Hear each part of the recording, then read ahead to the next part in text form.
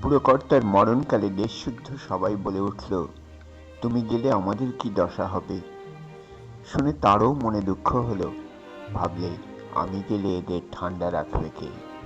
তা বলে মরণ তো এর আবার জো নেই। তবু দেবতা দয়া করে বললেন, ভাবনা কি, লোকটা ভূত হয়েই এদের ঘাড়ে চেপে থাক না। মানুষের মৃত্যু আছে, ভূতের তো মৃত্যু নেই। দেশের লোক ভারী নিশ্চিন্ত হলো, কেননা ভবিষ্যৎকে মানলেই তার জন্য যত ভাবনা, ভূতকে মানলে কোনো ভাবনাই নেই। সকল ভাবনা ভূতের মাথায় চাপে, অথচ তার মাথা নেই, সুতরাং কারো জন্য মাথা ব্যথাও নেই। তবু স্বভাব দোষে যারা নিজে ভাবতে যায় তারা খায় ভূতের কানমলা। সেই কানমলা না যায় ছাড়ানো, তার থেকে না যায় পালানো। তার বিরুদ্ধে না চলে নালিশ, তার সম্বন্ধে না আছে বিচার। দেশ শুধু লোক ভূতগ্রস্ত হয়ে চোখ বুজে চলে। দেশের তত্ত্বজ্ঞানীরা বলেন, এই চোখ বুজে চলাই হচ্ছে জগতের সবচেয়ে আদিম চলা। একেই বলে অদৃষ্টের চালে চলা। সৃষ্টির প্রথম চক্ষুহীন কীটাণুরা এই চলত ঘাসের মধ্যে, গাছের মধ্যে আজও এই চলার আভাস প্রচলিত। শুনে ভূতগ্রস্ত দেশ আপন আদিম আভিজাত্য অনুভব করে, তাতে অত্যন্ত আনন্দ পায়।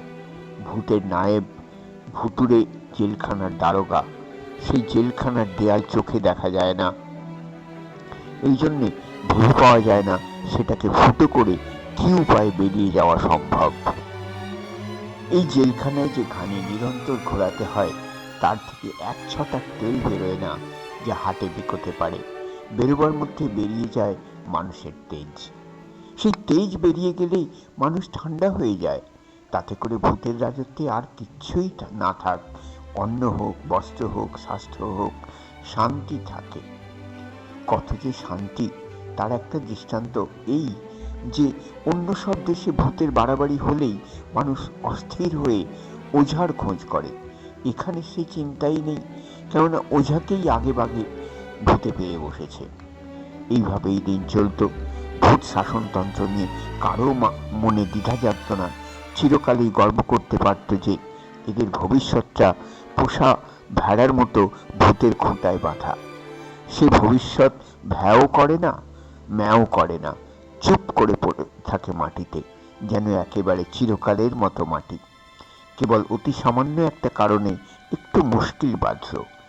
সেই হচ্ছে এই যে পৃথিবীর অন্য দেশগুলোকে ভূতে পায়নি, তাই অন্য সব দেশে যত ঘানি ঘোরে তার থেকে তেল বেরোয় তাদের ভবিষ্যতের রথচক্রটাকে সচল করে রাখবার জন্যে, বুকের রক্ত পিষে ভূতের খপ্পরে ঢেলে দেবার জন্যে নয়। কাজে মানুষ সেখানে একেবারে জুড়িয়ে যায়নি, তারা ভয়ঙ্কর সজাগ আছে। এদিকে দিব্যি ঠান্ডায় ভূতের রাজ্য জুড়ে খোকা ঘুমোলো, পাড়া জুড়োলো। সেটা খোকার পক্ষে আরামের, খোকার অভিভাবকের পক্ষেও, আর পাড়ার কথা তো বলাই আছে। কিন্তু বর্গি এলো দেশে, নইলে ছন্দ মেলে না, ইতিহাসের পথটা খোঁড়া হয়েই থাকে। দেশে যত শিরোমণি চূড়ামণি আছে সবাইকে জিজ্ঞাসা করা গেল, এমন হলো কেন? তারা এক বাক্যে শিখা নেড়ে বললে, এটা ভূতের দোষ নয়, ভুতুড়ে দেশের দোষ নয়, একমাত্র বর্গিরই দোষ। বর্গি আসে কেন? শুনে সকলেই বললে, তা তো বটেই। অত্যন্ত সান্ত্বনা বোধ করলে। দোষ যারই হোক, খিড়কি আনাচে কানাচে ঘোরে ভূতের পেয়াদা, আর সদরের রাস্তায় ঘাটে ঘোরে অভূতের পেয়াদা। ঘরে গেরস্তর টেকা দেয়, ঘর থেকে বেরোবারও পথ নেই। একদিক থেকে এ হাঁকে খাজনা দাও, আর আরেক দিক থেকে ও হাঁকে খাজনা দাও। এমন কথাটা দাঁড়িয়েছে, খাজনা দেব কিসে?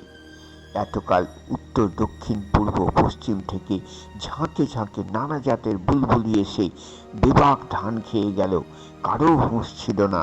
জগতে যারা হুঁশিয়ার, এরা তাদের কাছে ঘেঁষতে চায় না, পাছে প্রায়শ্চিত্ত করতে হয়।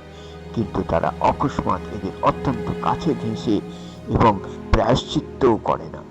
শিরোমণি চূড়ামণির দল পুঁথি খুলে বলেন, বেহুশ যারা তারাই পবিত্র, হুঁশিয়ার যারা তারাই অশুচি। অতএব হুঁশিয়ারদের প্রতি উদাসীন থেকো। প্রবুদ্ধমিব সুপ্ত। শুনে সকলের অত্যন্ত আনন্দ হয়, কিন্তু তৎসত্ত্বেও এ প্রশ্নকে ঠেকানো যায় না, খাজনা দেব কিসে। শ্মশান থেকে মশান ঝোড়ো হাওয়ায় হা হা করে তার উত্তর আসে, আব্রু দিয়ে, ইজ্জত দিয়ে, ইমান দিয়ে, বুকের রক্ত দিয়ে। প্রশ্ন মাত্রের ওই দোষ এই যে যখন আসে একা আসে না। তাই আরো একটা প্রশ্ন উঠে পড়েছে, ভূতের শাসনটাই কি অনন্তকাল চলবে? শুনে ঘুম পাড়ানি মাসি পিসি আর মাস্তুত পিস্তুতর দল কানে হাত দিয়ে বলল, কি সর্বনাশ! এমন প্রশ্ন তো বাপের জন্মে শুনিনি। তাহলে সনাতন ঘুমের কি হবে? সেই আদিমতম সকল জাগরণের চেয়ে প্রাচীনতম ঘুমের? প্রশ্নকারী বলে, সে তো বুঝলুম, কিন্তু আধুনিকতম বুলবুলির ঝাঁক আর উপস্থিততম মুরগির দল, এদের কি করা যায়? মাসি পিসি বলে, বুলবুলির ঝাঁককে কৃষ্ণ নাম শোনাবো, আর বর্গির দলকেও।